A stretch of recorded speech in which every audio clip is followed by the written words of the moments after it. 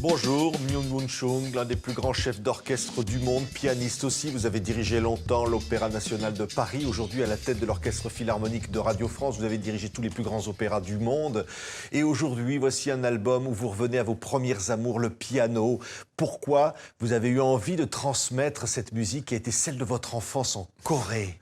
La raison, c'était parce que mon deuxième fils, j'ai 3 fils, il m'a dit pourquoi pas faire quelque chose pour leurs enfants.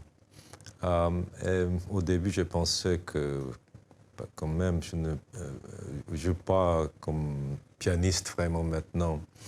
Mais c'était une idée qui me plaisait beaucoup parce que moi, comment j'ai fait connaissance de cette musique, c'était parce que j'ai écouté très tôt dans ma vie, même avant d'être né, je dis. Parce que avant d'être né, vous écoutiez déjà de la musique. J'étais numéro 6 de 7 enfants.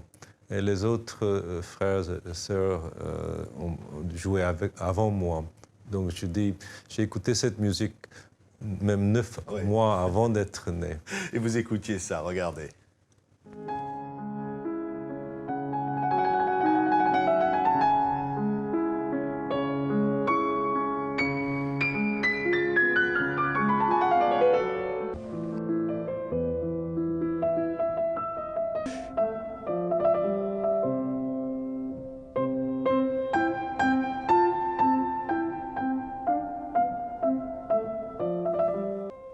Une apparence de simplicité. Mais est-ce que c'est ça la musique, forcément, d'être simple, comme ça, évident?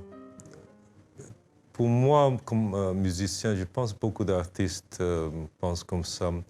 Le but, l'objectif, c'est d'arriver à une certaine pureté. Pureté et simplicité, je ne sais pas si c'est la même chose, parce que simplicité avec toute la richesse dedans. Oui, des airs connus, la lettre à Élise, de Schumann, Debussy. Il y a ces grands classiques, finalement, comme vous le disiez, ont donné envie d'aimer la musique. Je pense que le répertoire que j'ai choisi, d'abord, il y a des choses même écrites pour les enfants, mais j'ai choisi des choses qui m'ont touché particulièrement dans ma vie, incluant quand j'étais enfant. Oui, notamment lorsque vous avez gagné votre premier Grand Prix. Il faut dire quand même qu'à 7 ans, vous aviez intégré l'Orchestre philharmonique de Séoul. Mais votre premier grand récompense était l'un des morceaux qui figure sur ce disque. Oui, mais en dehors de ça, le piano pour moi, parce que c'était mon premier amour. J'ai dit, quand j'étais petit, 5 ans, 6 ans, très souvent, j'aime 2 choses dans le monde. C'est le piano et le chocolat.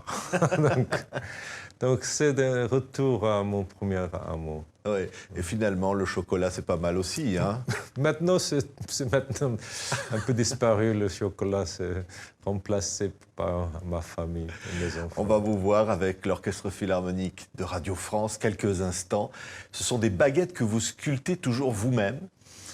Oui, quand j'ai un peu de temps chez moi, on a une maison en Provence, beaucoup d'oliviers amandiers, donc ce n'est pas très difficile. Voici vos baguettes et vous avec ces baguettes.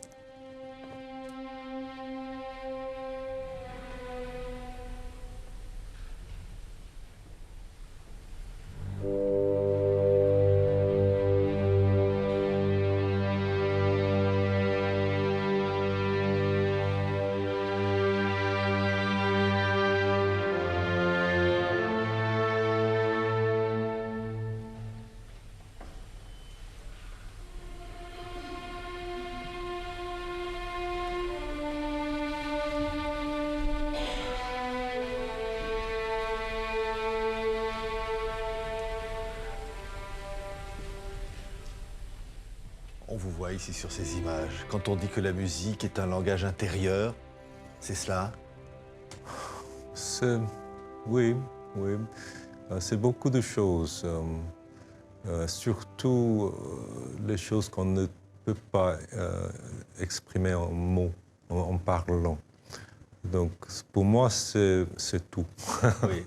Oui. C'est tout. Quand vous disiez que, évidemment, dans cette Corée du Sud où vous avez grandi, vous aviez entendu pour la première fois de la musique, vous vous êtes dit, c'est ça, le langage universel. Vous êtes aussi un militant de la paix, on va en parler, mais c'est une forme de langage universel.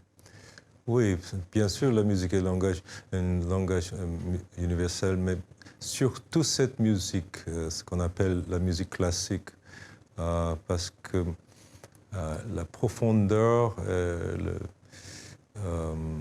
la beauté de cette musique dépasse les différents pays. Donc, quand je suis en Asie, quand je suis aux États-Unis ou en Europe, une fois on commence à jouer ensemble cette musique, on oublie tout de suite, on est coréen, on est français, on est tous le même. Oui, et quand je disais le langage de la paix, vous avez rassemblé cet orchestre de Corée du Nord avec l'Orchestre Philharmonique de Radio France pour dire que peut-être un message de paix peut être envoyé vers votre pays. Ah, oui, la situation a commencé en Corée du Nord, c'est une tragédie d'une telle longue durée. Mais le fait que j'avais la possibilité d'y aller 2 fois et jouer ensemble avec les musiciens quand même ma famille. Hein. Donc c'était avec beaucoup d'émotion. J'espère c'est un rêve pour l'avenir. Mais quand on dit que même en Corée du Nord, la musique est interdite. Ce n'est pas en soi-même interdite, mais on est, comme vous savez bien, totalement contrôlé. On ne peut pas dire une seule chose librement. La musique est forcément liberté, mais le piano est liberté. Oui, quand j'ai joué la symphonie de Beethoven avec eux, j'ai essayé d'expliquer ce qui était cet homme Beethoven, pourquoi il avait une telle force dans sa musique. D'abord, il était un lutteur pour la liberté. Imaginez en Corée du Nord. Ouais. Mais parce que j'étais musicien, je parlais d'un compositeur, il ne pouvait rien dire. Qu'est-ce qui vous touche le plus en un mot dans la musique, même si c'est difficile à dire, évidemment? Je pense que le fait que, avec ce qu'il semble un silence, parce que même musique qui est presque silencieuse, on peut aller au-delà de ce qu'on peut exprimer avec les mots. Donc j'ai beaucoup de difficultés de m'exprimer en parlant. Et souvent, je préfère simplement jouer comme ça. On ouvre tout. Merci beaucoup. En tous les cas, de nous avoir ouvert tout sur ce disque fondamental. Myung-Whun Chung, c'est le piano, c'est votre piano. Nous sommes très heureux de vous accueillir à TV5 Monde. Merci.